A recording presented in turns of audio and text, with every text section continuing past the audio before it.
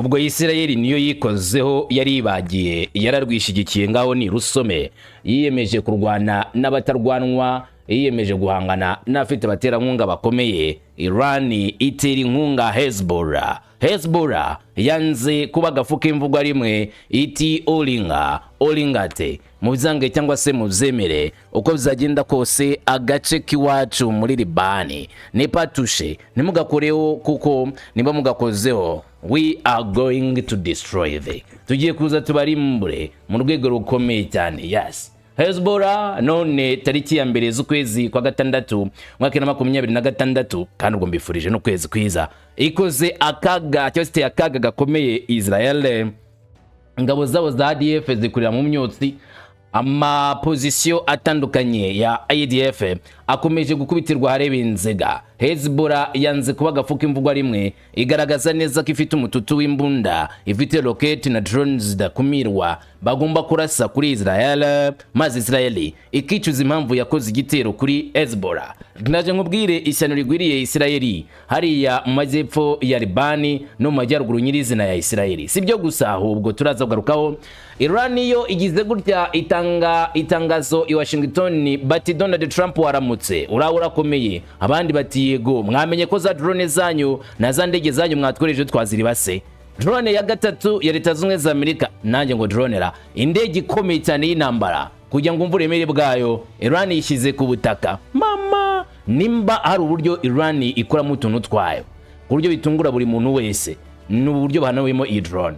Trump akomeje gugombera muri iyi ntambara mu gihe IRGC igaragaza imbaraga power barerekana neza ubushobozi bwabo bwo gukorera ku mirongo y'imbere ku rugamba ndetse no kurwana. Navyo turabigarukaho bitari byo gusa. Iran ngo yazanye uburyo bushya bwa catch bwo gufata drone gufata indege za Leta Zunze Ubumwe za Amerika mu gihe zaba zegereye ikirere cya Iran. Ibi bwa mbere twitwanje kubyumva ku Burusiya kabarusi aribo bazanye ibizwi nka Baron abakurikiye abashinwa ariko by'abanye Iran bazanye abagabo barategura sana ku rwego rudasanzwe. Kedusi ko bafite uburinzi bw'ikirere mushaka kumira za drone ndetse n'indege na missile.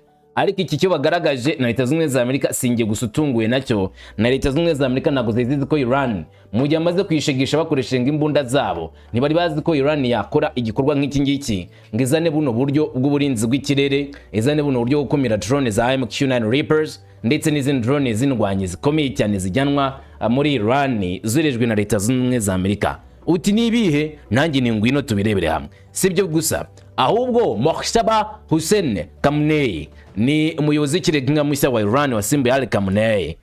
Uyu ngo azabakoroga sana. Ngibi ibyamanuye ngibi ibyazanye abasirikari uruhumbira jana misile mu buvumo utabara arabyerekanye ati Washington muraho mbese New York namwe umeze neza burya nimubona ipusi iri kwiruka kumbeba muzamenye ko imbeba itarusha imbaraga ipusi ahubwo ko isa ku isaha ari catch ari gukacira mwe mwiyita igishonda abagabo ariko twebweho ntituri gishonda abagabo ahubwo tuhagaze nka sarumfuna uza turamupfura. Iran izi misiri igaragaje yongeye no kwerekana imihanda yayo munsi y'ubutaka mu buvumo ko batigeze babura ubuvumo bwabo. Icyo Leta Zunze za Amerika zivuga ngo Epic Fury bakoze akazi gakomeye nko kwikita bagaseka nanze kuvuga kujya mu kibuga ufite barongo wikinane. Rero Iran ikoze ibikorwa biremereye yerekana ko ifite imbaraga ariko inkurumbi. Perezida wa Iran Masoud Pezeshkian ngo yabarimo gutegura kwigura mu gihangana rishobora kuba ribi cyane mu gihe Leta Zunze za Amerika ngo zabazikoze koza. Ariko Masoud Pezeshkian wahagaze bwuma muri kino gihe gikomeye mu minsi isize ari byamuvuzweho rata nawe ari wo ushobora kwegura. Hari ibintu byamuvuzweho bikomeye cyane kugeza ku rwego IRGC isa nk'iyamwambuye ubushobozi bwose ngasigara hagaze nk'agati mu murima. Ariko kwegura kwe turaza kureba ibibazo bibirimo. Mokhshaba hari uburyo afatiye umugabo Masoud Pezeshkian. Uti gute ko ngiye kuza nkakorambura byose uzi ko sa wakora gusa nukutajyana nanjye kumusoza gusa ni inshuti nziza turahageranya ngende umuhungu wa Kamanzi w'Uruwande ngo ikaze ngo tujyane kumusozo nk'ibisanzwe ikaze kuri mwese.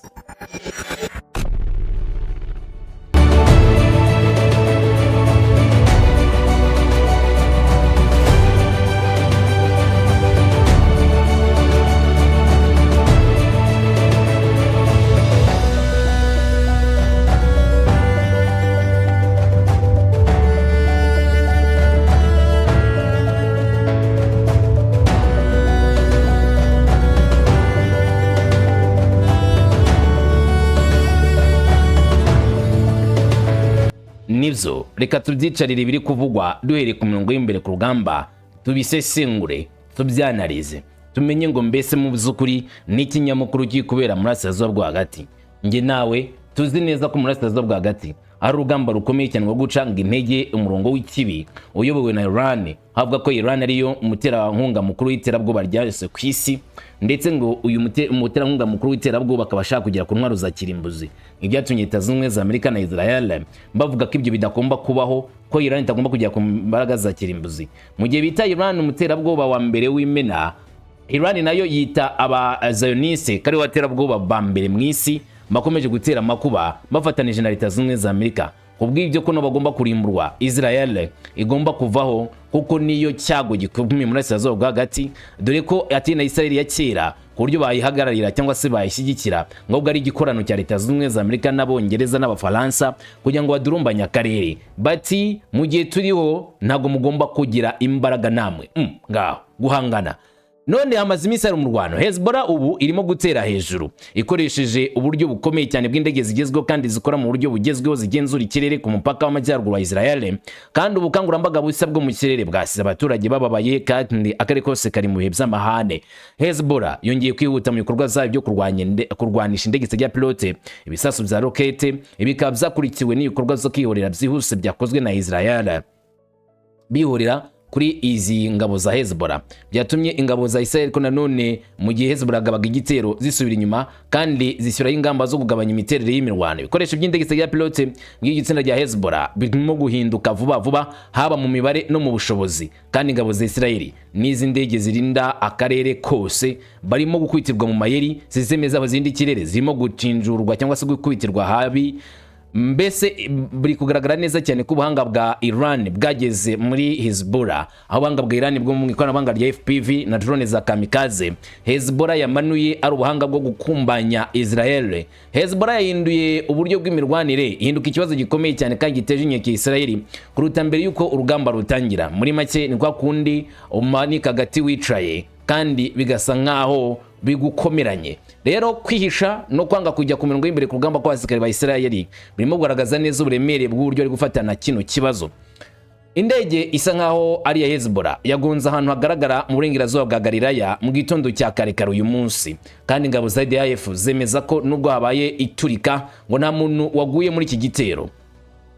Induru cyangwa sirens impuruza z'ubusabe bwo kujya ahikinze zumvikanye mu mijyi myinshi yo mu majyaruguru ya Israel nyuma y'uko ingabo za IDF zibonye igitero cy'indege cy'umwanzi cyegera ikirere cya Israel, bituma abaturage basabwa kujyaho bitinga ibisasu ngo bahunge bakize amagara yabo, kuko Hezbollah yari bamanuyeho ibisa n'imvura ya drone.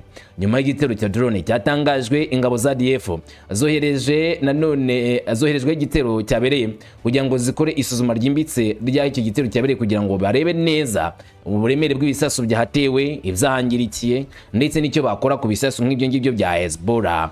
Abategetsi ba Israel ba gisirikari bavuga ko indege idafite umutrevu ya Hezbollah yaguye mu gace gafunguye ku mupaka nta nkomyi n'imwe ihari, kandi abayobozi b'inzego z'ibanze bakomeje kugenzura kugira ngo babemeze ingano y'ibyangiritse neza. Mu gice gifitanye isano n'iki ngiki cyangwa se mu gitero gifitanye isano n'iki ngiki, ingabo za IDF zafashe ibisasu bibiri bya Hezbollah byatewe mu gace ka Zariti ku mupaka wa Israel na Lebanon, bibuza ko hashobora ngo kuba hari ukwiyongera gukomeye kurushaho kw'intambara. Abayobozi bavuga ko igitero cya roketi cyagabwe mu mupaka wa Zariti nta ngaruka cyagize, nubwo cyongereye ubwoba mu baturage bo hafi aho ngaho, ndetse gitera inkunga ingabo za Hezbollah. Abarwanyi ba Israel n'uvanga wa IDF nabo baravuga bati bano bagabo n'abagabo. Mu gusubiza kuri iki kibazo ariko, IDF yavuze ko yatangije ibitero bishya byibasira ibikorwa remezo bya Hezbollah muri Tiro n'ahandi mu majyepfo ya Libani, bigamije kwangiza ubushobozi bw'uyu mutwe wa Hezbollah mu mikorere yabo ngo ariko abaca intege no kwaca Nk'uko. Ibiganiro biheruka bikurikira igitero cyabaye ku itariki 30 Gicurasi, aho Hezbollah ishyigikiwe na Iran yarashe ibisasu byinshi bya roketi bivuye muri Libani mu butaka bwa Israel birahagwa, bigaragaza ko intambara zambukiranya imipaka zikomeje apana guhagarara. Nimba ise ishobora kwambuka umupaka ikagera muri Libani, niko Hezbollah nayo yambuka umupaka ikagera muri Israel. Ubwo bikaba kimwe ku kindi, untere ngutere unjinjure nkujinjure. bivuga ko ibisasu bya rokete byarashwe byerekeza mu burengerazuba bwa Galileya byateye ubwoba bushya mu baturage mu majyaruguru ya Israel. Amakuru ya Times of Israel aravuga ko Safed, Kiryat Shimona na Kameriyeli byari bimwe mu bice byibasiriwe cyane n'ibikorwa bya Hezbollah biheruka kwica abantu batari bake muri Israel. Video yashyizwe kuri internet yagaragaje yerekana urusaku rw'ibisasu bya misile na drone byatewe n'izi ndwanyi za Hezbollah kuri Israel. Ingabo za Israel zavuze ko ibisasu byinshi bya roketi byafashwe, ibindi bikagwa ahantu hadatuwe ku buryo bidateye impungenge. Bivugwa ko Hezbollah yanateye indege nyinshi zitagira abapilote, imwe kubita mu gace ka gisirikari hafi ya Shimirea. Ingabo za Israel zavuze ko ubu ingabo zabo IDF zirimo kwitegura ko hashobora kuza izindi drone nyinshi ziturutse kuri Hezbollah. Ibitero biherutse bya Hezbollah bibaye kumye ingabo za Israel zongera ibikorwa bya gisirikare mu majyepfo ya Libani. Ku itariki ya 28 Gicurasi mwibutse ko Israel yagabye igitero cy'indege Beirut ku nshuro ya mbere mu zumweru bigera kuri bitatu. Indege z'intambara za Israel zagabye igitero ku murwa mukuru wa Libani Beirut, bivuga ko zari zigamije kwibasira ubushobozi bufitanye isano n'umutwe wa Hezbollah ushyigikiwe na Iran. Tariki 29 Gicurasi Benjamin Netanyahu yavuze ko ingabo za Israel zambutse uruzi rwa Litani muri Libani mu gihe ibitero bya Hezbollah byari bikomeje kwiyongera kuri Israel. Abasirikari ba IDF basambuka umugezi wa Litani ngo bajye kureba ibintu bya Hezbollah babirimbure. Bwana Netanyahu amagambo yatangaje yanatunguye benshi mu mvugo ye, ashimangira cyane cyane ko Israel ikomeje kwirwanaho kandi ko irakomeza gukora ibikorwa bihambaye mu gukubita Hezbollah. Bwana Netanyahu cyangwa se Bibi nk'uko bakunze kubimwitira, umva amagambo yatangaje ageze muri ako gace. Yagize ati: naje hano uyu munsi ndi kumwe na minisitiri w'ingabo, umuyobozi mukuru wungirije, umuyobozi w'ingabo zo mu majyaruguru, umuyobozi w'ishami rihuza amakuru, duhuza abayobozi mubona hano n'abasirikari bari ku rugamba. Navuganye n'abayobozi ba brigade bari ku rugamba ubu kandi ndabumva, ndetse numva abasirikari bamwe muri bo bari hano inyuma yanjye. Hari umwuka wo kurwana ukomeye hano. Kuva ahangaha turimo gucunga intambara kuri Hezbollah mu majyaruguru, kandi ngomba kubabwira ko hari ibisubizo bitangaje cyane hano. Ingabo zacu zambutse Litani, bageze ku rwego rwo hejuru rw'ubuyobozi. Turi gukorera no muri Beirut, dukorera muri Beka, mu mpande zose z'igihugu, kandi barimo gutsinda Hezbollah cyane cyane. Iyo mvuze ibi ntabwo ari amagambo gusa yo gusobanura ubuyobozi bw'ingabo zacu. Oya, abasirikare nabo bambwira ibi ngibi mu gihe cyose bahuye n'ibikorwa by'imbere. Muri buri gikorwa cyose tuba turimo gukuraho Hezbollah ndetse no kuyirukana rwose ngo ihunge. Kandi uyu mwuka niwo uduha ibi tugeraho, n'umwuka wo kurwana. Ndabasuhuje cyane basore muri intare, kandi mufite abayobozi b'intare, kandi murimo muragaragaza imbaraga z'umwuka w'ingabo za Israel. Koko mukomeze mugire intsinzi ikomeye kugeza ku iherezo. Ndabashimiye. Bwana Netanyahu ashimangira cyane cyane ko ingabo ze za Israel zikitwara neza ku mirongo y'imbere ku rugamba, kandi ko intsinzi ariyo iri kugaragara nta gusubira inyuma. Ati mukomeze mwatanye, mukomeze murwane mujye imbere, umwanzi azabahunga. Niko Netanyahu yatangaje. Hagati aho minisitiri w'intebe wa Israel nawe yasizwe iheruheru n'ibibazo biri ku ngabo ze, kuko ibi byabereye muri Jordania cyangwa se Jordani, mu gihe byavugaga ko hari igenzura ryabaye ry'umutekano nk'uko Haretsi ibivuga. Uyu mugabo w'umunyapalestina ngo yaje gutangaza ibyabaye ku biro bishinzwe guhuza ubuyobozi bwa Palestina. Icyo kirego cyahise gishyikirizwa ingabo za Israel ku mugaragaro kugira ngo zigisuzume imbere. Nyuma y'iperereza ry'imbere mu gisirikari, abasirikari babigizemo uruhare bivuga ko bemeye ko aribo batwaye ibikoresho bya Israel bakabishyikiriza Palestina. Nyuma IDF yasubije nyirayo amafaranga, amakarita y'inguzanyo n'ibindi byose byari byashimuswe ngo biratangwa, ariko bano basirikari ba Israel ngo nabo bari kwiyibira aho bari ibereye mu busahuzi, nkaho bari kugambanira igihugu bwabo. Tubivemo ibya Israel, tuzajya tubigaruka gake gake. Ahubwo Irani ikomeje gukomeretsa leta zimwe za Amerika, kandi Irani yarababwiye banga kumva. Iti tuzabakubita, tuzahangana namwe, umwuka wo kurwana turawufite mu gihe turengera ubutaka bw'igihugu cyacu. Abandi bati nyesho mwebwe ntacyo mwageraho. Bati okay, tuzabireba. None ubu twibaze, Donald Trump aratakaza imbaraga zo kurwana na Irani nubwo amasezerano yo guhagarika imirwano akomeje kugaragara. Irani ivuga ko indege ya gatatu y'Abanyamerika yahanuwe mu minsi mike, ibi bikaba byongera imvururu nubwo hari imbaraga za diplomasi zikomeje. Biravugwa ko ingendo za Amerika izindege zitagira pilote hafi y'ubutaka bwa Iran zirimo guhura n'ibibazo bikomeye cyane mu gihe Tehran yaguriye ibikorwa byabo byo kurinda ikirere. Washington nikomeje kwihagararaho ku mugaragaro nyuma yaho Iran ivuze ko yarashe indege yabo MQ-1 Predator hejuru y'amazi ndetse no ku butaka. Urugamba rumaze igihe kinini rwongerera leta zimwe za Amerika ikiguzi mu gihe ibiganiro bitarakemuka byagira icyo bigeraho bikwita igihwereye buri munsi. Iran iravuga ko yarashe indege itagira pilote yo mu bwoko bwa MQ-1 Predator yo muri Amerika nyuma y'uko indege bivuga ko yinjiye mu kirere cyo mu mazi no ku butaka bya Iran. IRGC yo muri Iran yavuze ko byabaye mu masaha ya kare ya 31 Gicurasi nk'uko byatangajwe n'abayobozi ba Iran. Ibiro ntaramakuru za leta RNA byatangaje ko iyo ndege idafite abapilote yari irimo kuguruka hejuru y'amazi ndetse no ku butaka bwa Iran mbere y'uko bayikubita urusasu. IRGC yavuze ko indege ya MQ-1 Predator yambutse yerekeza mu kirere cya Iran ubwo yakoraga icyo yise igikorwa cy'ubugizi bwa nabi cyo kwinjirira igihugu cya Iran. Iran yavuze ko iyi ndege idatwarwa n'abapilote yabonetse n'urwego rwayo rwo kurinda ikirere rukayibona.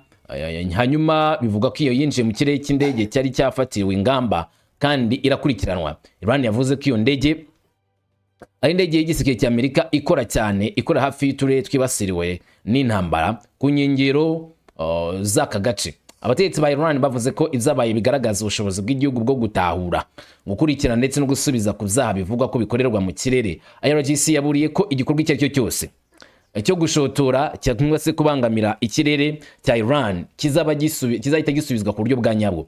Leta zimwe za Amerika ntizatangaza ku mugaragaro niba koko batakaje indege yabo MQ-1 Predator, ariko Iran irabyemeza kavuga ko yabajinjuye rwose, yabahaye isomo rya nyaryo kandi ibingibi bizanakomeza no kuzindi ndege zose zizagaragara. Mu gihe imvuru kuri Amerika na Iran izongera kwiyongera, Iran ivuga ko iri kurasa indege z'intambara, indege zijya pilote ndetse ngo no ku mugezi wa Hormuz ari baharashindi. Bivuga ko amashami y'ingabo zirwanira mu kirere za Iran yafashe indege itagira pilote ku kirwa cya Kashem ku nshuro ya kabiri ku itariki 30 Gicurasi. Tasnim yatangaje ko amashami y'ingabo za Iran yabonye indege yari ije yerekeza muri kiriya gace mbere ko bayimananura. Itangazamakuru ryo muri Iran ryavuze ko iyo ndege itagira umudrevu yari indege igenzura cyangwa se kora surveillance Leta zimwe za Amerika hejuru y'umuhora wa Hormuz. Abakuru b'ingabo ba Iran batangaje ikinyamakuru cyitwa Mehr News ko iyi ndege yahanuwe bikamenyekana ko ari indege ya Leta zimwe za Amerika itajya pilote izwi mu bwoko bwa orbiter. Drone ya Amerika na Israel bivuga ko kandi yinjiye mu kirere cya Iran ngo byari bizwi neza ko ishobora gutanga amakuru y'ingenzi ku bwato bwa Iran, ariko Iran ntiyarebera izuba irayimanura. Nyuma y'itangazamakuru rya leta rya Iran RB ryasohoye amashusho agaragaza ibisigazwa by'indege yangiritse, ibisigazwa by'indege ya drone yari yashenywe, bivuga ko byagaragaye ko byari byarohamye ku nkombe nyuma yo guhanurwa n'ingabo za Iran. Ibi bibaye nyuma gato yaho abahuthi bashyigikiwe na Iran bavuze ko barashe indege itagira apilote ya Amerika ya MQ-9 Reaper hejuru y'umuhora wa Mandeb cyangwa se Bab al-Mandeb. Ikavuga ko indege ya gisirikare ya Amerika itajya pilote yarasiwe hejuru ya Bab al-Mandeb muri Yemen. Itangazamakuru byo mu karere bikavuga ko ibyabaye ku itariki 29 Gicurasi mu gihe hakomeje kugaragara imvururu muri ako gace. Amashusho yatangajwe na televiziyo ya Press TV yo muri Iran yagaragaje yerekana igihe nyacyo iyo ndege itagira umudrevu y'Abanyamerika MQ-9 Reaper yanurirwaga hafi ya Yemen, ifata amashusho kandi yerekana amashusho ku basirikare ba Amerika. Andi mashusho yakwirakwijwe ku mbuga nkoranyambaga yagaragaje ibizavuzwe ko ari ibisigazwa by'iyo ndege itajya pilote byakwirakwijwe ku butaka hamwe n'ibisigazwa byafashwe amashusho hafi y'impande zitandukanye. Ihanurwa y'indege ya MQ-9 Reaper muri Yemen ribaye nyuma y'iminsi mike ingabo zirinda impinduramatwara za Iran zisangaje ko none zarashe indege ya MQ-9 Reaper mu karere ka Gulf. Ibi bikaba byagaragaje ko indege za Amerika zijya pilote zirimo kwibasirwa hirya no hino muri Asia bwa hagati. IRGC yavuze kandi ko yarashe ku ndege ya F-35 na drone yo kugenzura RQ-4 ivuga ko yinjiye mu kirere cya Iran. Ibi bikaba byaragaragaje ko ibyabaye ari ukutubahiriza uburenganzira bw'igihugu nk'uko inkuru ya Tehran bivuga. Kurasa indege ya F-35 byatumye indege y'intambara ihita isubira inyuma by'igitaraganya kandi bikongera kwerekana ubushobozi Iran ihagaze muri kino gihe buryo bwa nyabwo mu nsinzi Irani ntago ivumera mu byikora ibizi neza. Ubwo tuvuga ku kuraswa kw'izi drone nyamara Irani iri gupanga n'uburyo kuzikacira zikiri nzima batari bazirasa. Ngaho nyumvire akangaka ko nakaga gakomeye kuri Leta z'Ubumwe za Amerika kumenya ikoranabuhanga ryawe, niho kumenya password ya telefone yawe umuntu arinjira akareba byose. Ese Irani kwitegura intambara itangaje mu karere cyane kuri Leta z'Ubumwe za Amerika? Wavuga ngo yego. Ese Tehran iri kwitegura guhindura ikoranabuhanga rya drone z'abanyamerika zafashwe zirwanya Iran maze bakazikoresha no kurwanya Leta z'Ubumwe za Amerika? Hanze gusubiza nkuko byatangajwe n'itangazamakuru ryo muri Irani, RGC bivuga ko yagerageje system igezweho yo kurwanya indege zitagira pilote izwi nka kinetic, ishobora kugabanya ubukana bw'indege nyinshi zitagira abapilote zijya mu kirere hadakoreshejwe ibisasu bwo kuzimanura. Nk'uko raporo zibivuga, iyi system yashoboye gufata ndetse no guhungabanya indege nyinshi zitagira pilote zari zije zerekeza mu cyerekezo system zirimo, mu gihe zagabanyaga ibyago byo kwangirika kw'ibikoresho by'ingwate. Raporo zivuga ko icyo cyuma gishobora kongera gukoreshwa, gishobora kuguma mu kirere kigatera UAV z'abanzi kikagaruka mu butumwa bwaho mu gihe kiri imbere, bugaba ibitero bikomeye. Iran ubwirinzi bwayo burahendutse kandi burarambye ku bitero by'indege zitagira pilote bishya. Iran yigeze gukora indege zitagira abapilote zisa nk'iza Amerika mu bihe zashize, nk'uko bivugwa na BBC. Tehran mu mwaka wa 2012 yatangiye gukora kopi y'indege y'ubutasi ya Amerika yafashe umwaka ushize. Nyine bafashe indege ya Amerika barangije bayigaho, bamaze kuyigaho nabo rero bagira gute, nabo barayisohora, basohora indege imeze nk'iyo ngiyo, hanyuma bakubeta iyo ndege ku mirongo y'imbere ku rugamba yangane na Leta z'Ubumwe za Amerika. Buretse gato reka tubare yuko wowe uri kugenda, sibizo, tubare yuko uri mu nzira, uri yizi si wiyizi, urikirije ngo yego nawe ujunguje umutwe ngo ushyira hejuru nodding. Tekereza ugeze mu nzira ugahura n'undi muntu umeze nkawe, wambaye imyenda imeze nkawe cyangwa nk'iyo wambaye, agenda nk'uko ugenda, aseka nk'uko useka, avuga nk'uko useka, avuga nk'uko uvuga. Bisuvuga ngo yaba ari umudayimoni. Wakiruka uti nawe ra amaguru niyo yankiza namera nk'uri kuguruka. Ibaze none nawe kwirutseho wahita uca umutima. Reba drone za Leta z'Ubumwe za Amerika bazoreje kuri Tehran kujya kurwana, hanyuma akabona drone bohereje isa nibagarukiye, bahita bari muri system makareba nimba drone yabo igarutse, bagasaga ntiyagarutse mu nzira, bakibaza none drone ifite amakuru ameze nk'izacu ivuye mbere kuyirasa. Uko ari kujijinganya rero urumva icyo yaba yamaze kwakorera ku byako kanya isuseka. Icyo rero nicyo Iran irimo gukora. Ku itariki ya 4 Ukuboza na 11 igisirikare cya Iran cyavuze ko cyahanuye indege y'intambara ya Amerika ya RQ-170 ubwo yagurukaga hejuru y'umujyi wa Kashmahal. Raporo yasohotse mu kinyamakuru New York Times cyo kuwa 4 yavuze ko iyo ndege yihishe yari igice cya gahunda yo kugenzura Amerika yakoreshaga ku ikarita ahantu hateye inkeke bakajyanayo indege nk'izi ngizi. Kuri ubu rero nimba Iran yarangije kugira ubushobozi bwo gufatira mu kirere izindi drone, bivuze neza ko na za MQ-9 Reapers, drone nka za MQ-4 shobora gutangira gufatwa na Iran, maze Iran ikazikoresha mugabo igitero gikomeye cyane kuri Leta z'Ubumwe za Amerika, ubwabo bagasa n'abirasa. Ngaho babwiye kuva mu ntambara barazanga, Iran itangiye kubinjirana ndetse no kwinjira mu biko bwabo, mu makuru yabo, mu mabanga yabo, Iran ibikoreshe ibakubita. Iran yavuze ko ifite ubushobozi budasanzwe bwo kurwana na Leta z'Ubumwe za Amerika, yahishuye za misile zihishe yishura abasirikari babo nk'ibihamya bihambaye byo kurwana. Iran ikubaka bucece ibyo Trump na Netanyahu batigeze batekereza, bari bazi ko bagomba gusenya, ahubwo ntago bari bazi neza ko Iran ifite ubwo bushobozi bwo kongera kubaka vuba. Iran irimo gucukura uburinzi cyangwa se gucukura icyo twakita ubuvumo bwabo bwa za misile zihishe, bikaba biterera kwibaza niba operation of Earth Fury yarananiwe kugera ku cyo yise kurimbura ububiko bwa za misile bwa Iran. Bavuga ngo twarabirimbuye burundu. Murebe utwo twenge cyangwa se mwitegereze muri izo video muri kubona imbere yanyu, murabona utuntu dusa nk'utwenge twashyizweho akantu k'akaziga. Izo ni inzira zinjira mu buvumo. Iran yazanye za kateprari bavana y'ibitaka bye byarahaguye bitewe na bya bisasu bya Leta z'Ubumwe za Amerika, bikuburira imiryango yabo ijya imbere. Mama Iran ite tugiye kuzana ibyo kongera kubakocora, mwebwe ntago mubizi, dufite ububiko bwuzuye, namwe ngo mwaraturimbuye muri beshya meze nk'abana badirimba dadada. bati ntabwo mwigeze mubuza ubushobozi bwa Iran. Ingabo z'amashaba zisa naho zirimo kuvumbura ibisasu byica wenda zitegura icyiciro gishya cy'intambara iteje akaga.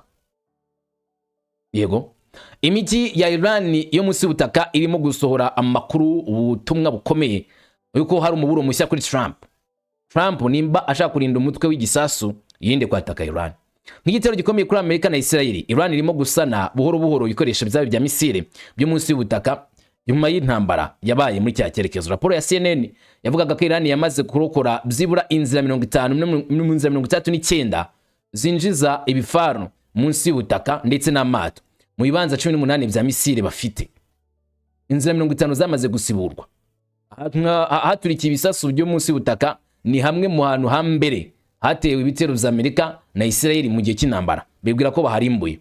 Amashusho ya satellite yabonetse agatangazwa na CNN avuga ko amarembo menshi y'inzira zo munsi y'ubutaka yafunguwe na Iran, kandi nimba amarembo afunguwe ubwo n'inzu zirahari, none zo akinjira mu muryango utagira inzu.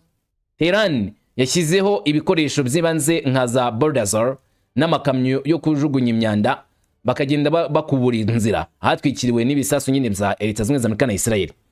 Nk'uko amakuru abitangaza, Iran yabanje kwataka ndetse no gukurikirana buri kintu cyose.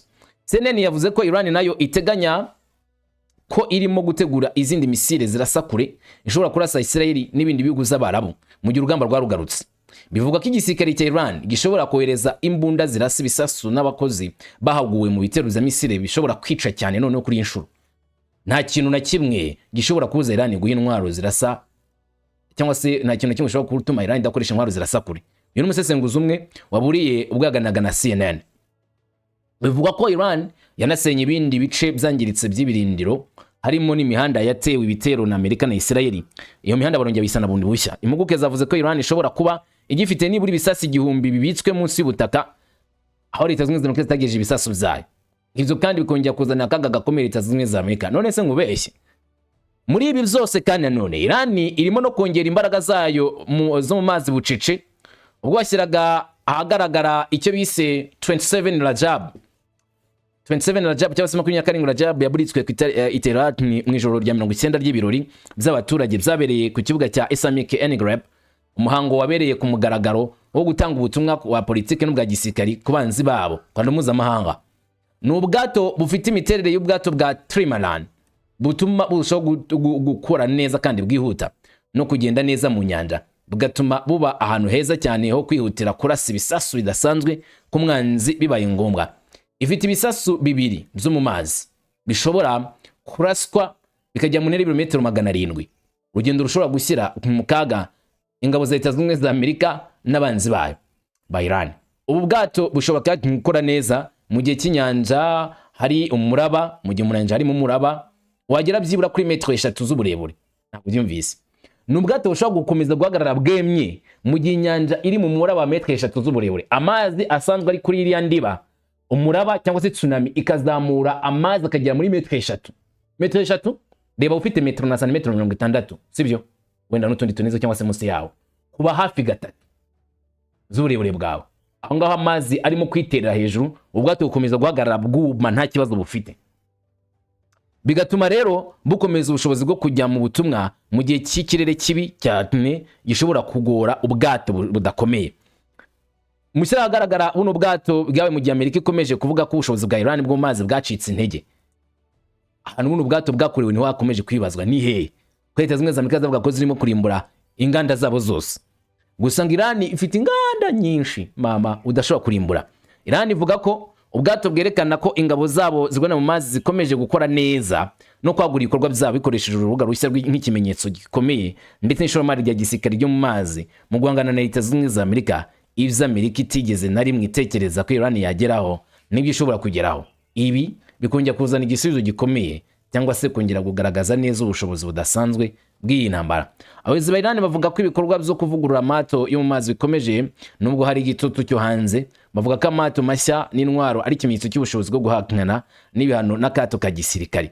Impuguke mu bya gisirikari zivuga ko intambara zo mu mazi nazo zishingiye cyane ku mato mato afite ibisasu ashobora gukoresha umuvuduko, amayeri yo kurwana mu mazi n'ubumenyi bwo ku nkengero z'inyanja kugira ngo arwanye amato manini y'intambara kandi agoranye mu buryo busanzwe bwo kurinda amato nyirizina.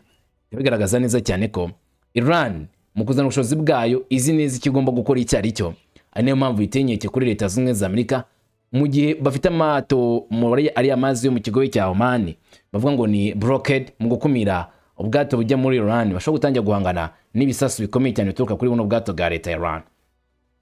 Uyu mubona yitwa Masoud Pezeshkian, ni perezida wa Iran, ngagiye kwegura we, niyo makuru gutangazwa. Imiterere ya politike ya Republika ya Kiislamu ya Iran yatumye avunika cyane imbere mu buryo bukabije. Mu gutangaza amakuru atangaje, ikinyamakuru mpuzamahanga cya Iran cyatangaje ko perezida wa Iran Masoud Pezeshkian yashyirije ku mugaragaro ibaruwa yo kwegura ku biro by'umuyobozi w'ikirenga, ashaka kwegura. Nk'uko amakuru aturuka ku indani ajyanye n'iki kibazo bivuga, ibaruwa ya Pezeshkian ni ibaruwa nshyashya yo kuvuga yuko yahiritswe ku butegetsi n'igisirikari mwituze. Muri make ngo nubwo ari perezida asa nk'ari perezida w'igishushanyo udafite ikinamariye igihugu, mwakubiswe kudeta na RGC. Mu ibaruwa yoherejwe ku 31 Gicurasi, Pezeshkian yavuze mu buryo bweruye ko perezida na guverinoma ya gisivili byakuweho burundu mu bikorwa by'ingenzi kandi byo gufata ibyemezo hirya no hino mu gihugu. Ubu nta cyemezo Pezeshkian yafata, guverinoma ye nta cyemezo bafata, baraho nk'agakingirizo. Masoud Pezeshkian arabizi neza ko nta kintu ngamariye igihugu nubwo yitwa perezida. Ibyemezo byose bifatwa n'igisirikare, buri kintu cyose gifatwa nk'icyemezo gifatwa na RGC, ntabwo gifatwa na perezida cyangwa se guverinoma ya gisivili. Ibi ngibi nibyo byamurakaje, avuga ko agomba kwegura. Perezida yaburiye ko icyuho cya politiki cyatewe n'intambara cyatumye imitwe y'abashyigikiye ubutegetsi bw'abayisilamu yigarurira burundu guverinoma cyangwa se ibikorwa by'ubuyobozi bw'igihugu. Afungiye mu cyo yise jet lag y'abayobozi b'ikirenga. Pezeshkian yavuze mu buryo bweruye ko adashobora na gato kuzuza inshingano ze z'amategeko n'igitegeko nshinga mu gihe RGC mwambuye ubushobozi. Asaba kava ku butegetsi aka kanya akareka kuyobora. Nubwo Pezeshkian yagaragaje cyane gukomeza ibikorwa bya diplomasi kugira ngo yenda agabanye igihombo cy'ubukungu cya miliyari 300 z'amadolari cyatewe n'intambara, RGC yamufungiye hanze mu buryo bwa buri gihe, buryo nyine nta kintu na kimwe ashobora gufata icyemezo. Ibi byageze rero ku rwego rukomeye mu gucunga ibikorwa by'intambara ubwayo. Ubwo nyine RGC yagabaga ibitero by'intambara ku bihugu by'Abarabu kandi igafata burundu urujya n'uruza rw'ubucuruzi muri Hormuz binyuze mu kigo cy'ubutasi cyashinzwe muri iyi minsi ishize. Bivuga ko Pezeshkian yavuze ko ari ukwiyongera gukabije kw'igisirikari ndetse bisa nk'ari ubusazi. Ateguye igikorwa cya nyuma cy'ubwigomeke, ategeka ko internet mpuzamahanga isubizwaho bitewe n'uko yabonaga igihugu kiri mu kaga. Itegeko ryatanzwe na Pezeshkian ryo kongera gusiza internet byabaye akanya gato gusa, bongera barayibana. Ikibazo ubu ngubu kiri ku meza y'umuyobozi mushya w'ikirenga Mohsaba Hussein Khamenei wafashe ubutegetsi asimbuye Yesu umubyara wishwe wapfuye ku itariki ya 1 Werurwe, nubwo bivuga ko yarashwe itariki 28. Bikomeje kumenyekana cyane niba Mohsaba cyangwa se kumenyekana neza niba Mohsaba aza kwemeza kwegura kwa Pezeshkian ni burundu cyangwa se niba aza kubwiriza ingabo zikareka gukomeza gupfobya imbaraga za Pezeshkian. Ariko ibarwa yo yamaze kugira mu maboko ya muyobozi w'ikirenga ya Ayatollah Mohsaba kugira ngo amenye ko Masoud Pezeshkian adashaka gukomeza kuba perezida w'iki gihugu. Andi makuru avugwa muri kino gihugu cya Iran ndetse no mu karere kose uyambaze ndaza kubwira amasari imbere. Jewe ndi umuhungu wa Kamanzi w'Uruwande. Ugubwe neza, amahoro imigisha n'amahirwe y'ibyo nkwifurije. Shalom.